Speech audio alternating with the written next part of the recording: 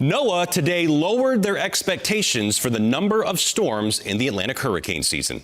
Hello, I'm ABC 13 Chief Meteorologist Travis Herzog. This is your Thursday afternoon tropical update. And every year we get two outlooks for the hurricane season from NOAA. The first one is at the end of May, and that's usually the big reminder that hurricane season is coming. And they give us a range of tropical storms, hurricanes, and major hurricanes that are expected to develop. And then we always get a second updated outlook during the first week of August. And that's because it's usually quiet in June and July, and it's NOAA's reminder that, hey, the meat of hurricane season, when the vast majority of activity occurs, is now upon us in August, September, and October. So back in May, they said 8 to 14 named storms, 1 to 3 major hurricanes, a high chance that this would be a below average to near average season in terms of the number of storms. Well, they've lowered the tropical storm and major hurricane range down by a storm apiece. 7 to 13 named storms, 2 to 6 become hurricanes, and 0 to 2 becoming major hurricanes, and they have 75% odds of below normal activity. Now, this only tells us the range of the number of storms that will be generated,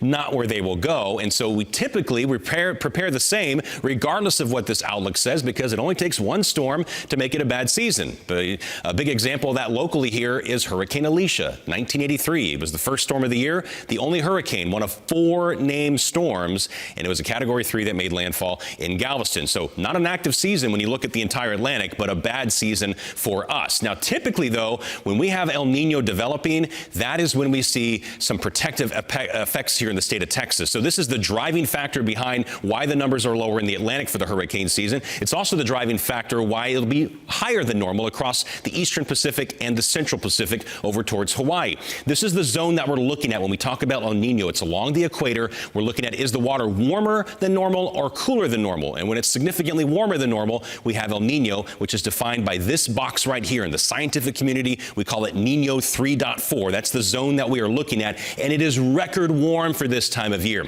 Why does this matter? When we have all this warmer than normal water, it leads to greater storms than you normally get in this part of the globe, and that alters the jet stream steering currents and the wind shear patterns across the globe, and that has an impact on what happens in the Atlantic. Namely, it causes higher wind shear, and the steering currents tend to push storms away from Texas. This is a look at all the hurricane landfalls going back to 1950. So we have 75 years of data here showing landfall points along the Gulf Coast and the East Coast. And you can see there's a lot of storms that have made landfall along the Gulf Coast. The color category coding here shows you the category of hurricane at the point that it made landfall. And you can see we've had just about all the colors here in Texas. Thankfully, not a Category 5. Now, these are all the years going back to 1950. When we extract out the times when El Nino is active, look what happens to the Texas landfalls. They all go away. The close call we had was in June of 1957 when Audrey made landfall just across the border in Cameron Parish, Louisiana. So typically, when El Nino is active, we don't get hurricanes here in Texas. We can still get depressions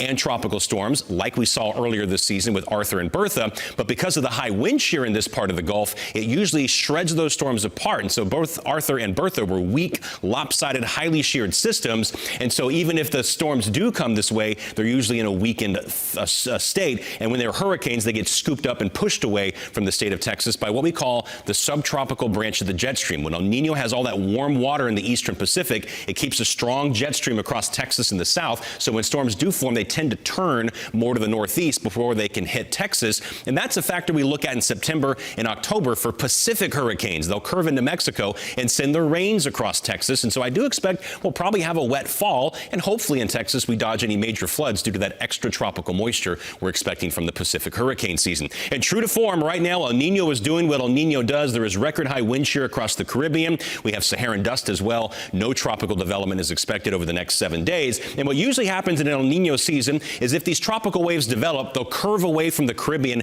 and the United States before they can ever impact land. We don't get much development in the Caribbean, and then in the Gulf, we'll watch for some homegrown development like we had with Arthur and Bertha. Meanwhile, we're monitoring a couple of zones of potential development in the Pacific. Right now, we're in the time of the season where when these storms form, they usually keep heading west and rarely ever threaten land. Sometimes they can threaten Hawaii. But once we get towards September, October, that jet stream will start curving those storms towards Mexico and send the moisture probably towards Texas from time to time. So that's something we'll be looking forward to later in the hurricane season.